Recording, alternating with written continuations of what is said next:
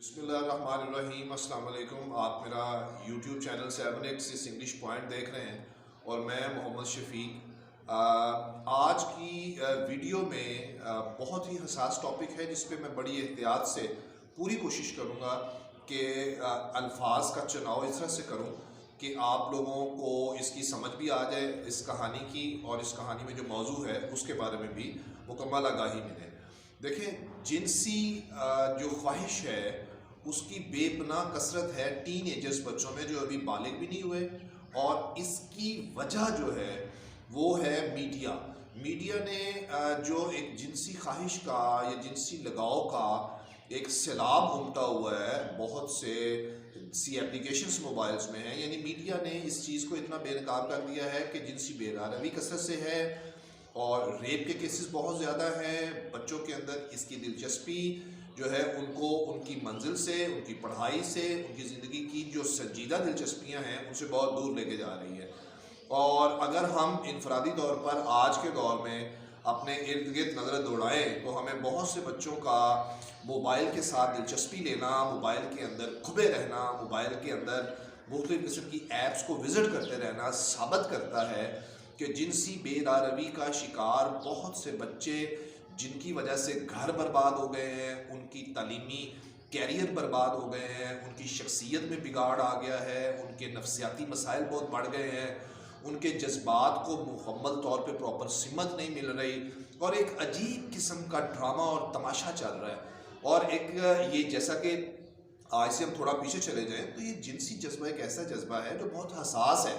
इसके बारे में वालिदैन की तरफ से, असातिज़ा कराम की तरफ से एक प्रॉपर तरबियत का सिलसिला है। शरीयत भी इस बारे में एक तरबियत का सिलसिला देती है, लेकिन चूँकि ये तरबियत के सिलसिले ना होने की वजह से मीडिया ने हर चीज़ को एक्सपोज कर दिया है, बेनकाब कर दिया है, और बच्चे इस दलदल में फंसते जा रहे हैं, इसमें उलझते जा रहे हैं, जिससे बेपनाह नुकसान शख्सियत का, किरदार का, मुआशरे का जो है वो हो रहा है। और ये जिनसी बेरारवी जो है इसकी इंटरनेशनल रिपोर्ट्स, नेशनल लेवल पे रिपोर्ट्स, मोहल्ला लेवल पे रिपोर्ट्स, गली लेवल पे रिपोर्ट्स इतनी ज़्यादा है कि जो बड़े हैं वो अपनी आंखें बंद करके बैठे हुए हैं। उनको इस चीज़ का एहसास नहीं है कि ये चीज़ किस तरह से उनकी रगों में, उनके खून में जहर घोल रही है। तो बस इतनी सी बात करूँगा, आप अपने दाएं बाएं ख़ास तौर पर मीडिया के थ्रू जो सैलाब उमट रहा है जिनसी बेरारवी का, न्यूडिटी का, नेगेटिविटी का, सेक्सुअल सीन्स का, सेक्सुअल जो इन्वॉल्वमेंट्स हैं इवन टीवी ड्रामास में, कमर्शियल्स के अंदर, अब तो ये इतनी कसरत से है कि इसको रेसिस्ट करना एक शरीफ इंसान के लिए, अपने बच्चों को इससे रोकने के लिए बहुत मुश्किल और दिक्कत का सामना करना पड़ रहा है। बस इतनी सी बात करूँगा। आज की इस वीडियो में शॉर्ट स्टोरी नंबर 7 हमारे पास अरबी है, उस पर हम बात करेंगे। शॉर्ट स्टोरी अरबी में भी हमें एक ऐसे लड़के और लड़की के बारे में बताया गया है जो जिनसी बेरारवी का शिकार हो जाते हैं। एक लड़का है जिसका नाम नहीं बताया गया, और वो अपने स्टार्ट करते हैं इसकी समरी। लड़का अपने पड़ोसी के साथ, जिसका नाम मैंगन है, उनके घर के सामने एक बाग है जिसमें वो खेलता है, और उस मैंगन लड़के की सिस्टर जो है वो अपने भाई को बुलाने आती है, और ये जो लड़का है हीरो इस कहानी का, ये उसकी सिस्टर को बार बार गौर से, उसका मुख्तलिफ एंगल से मुशाहदा करता है, जिसमें बताया ये गया है कि वो उसकी गर्दन के कट को देखता है, उसके हाथों को देखता है, उसके होंठों को देखता है, और उसके चेहरे पर नज़र जमा के रखता है। ये क्या है? और उस लड़के का तालीमी सिलसिला स्कूल में डिस्टर्ब हो गया है। टीचर्स उससे कहते हैं कि तुम्हारी दिलचस्पी नहीं है।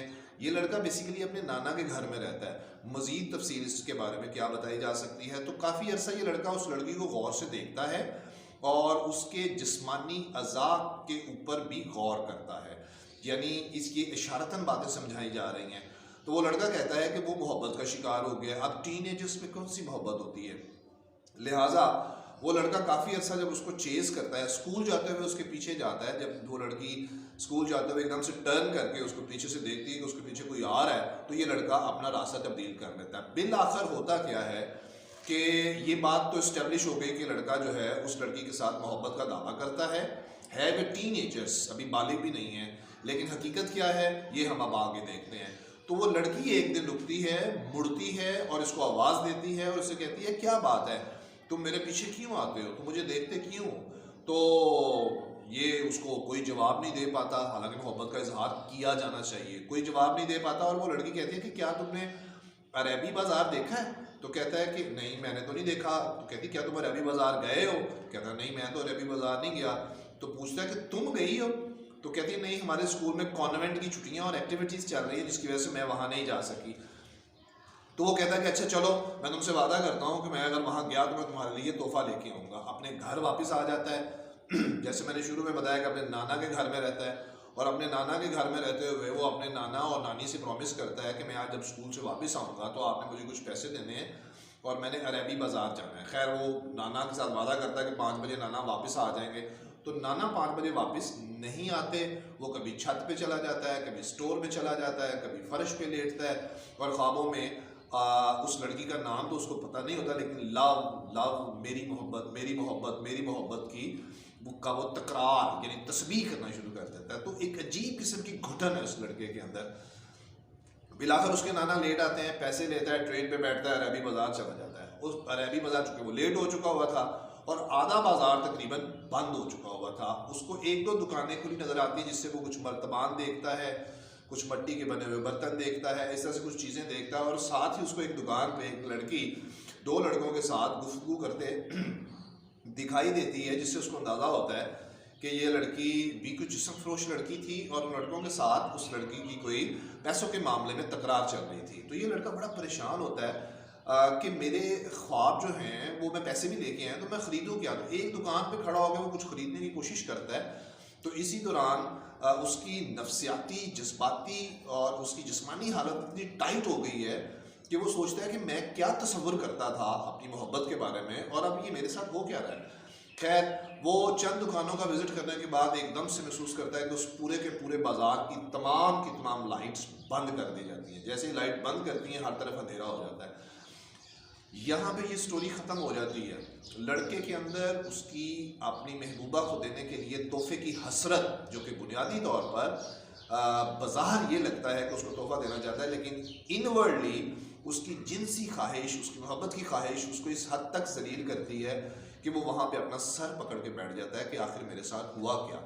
यहाँ पे ये कहानी जब एंड होती है तो ये बताया जाता है कि वो एक इंडिपेंडेंट लव करने के काबिल नहीं था, टीनेजर था, अभी वो अपनी अर्निंग या किसी प्रोफेशन से मुंसलिक नहीं था।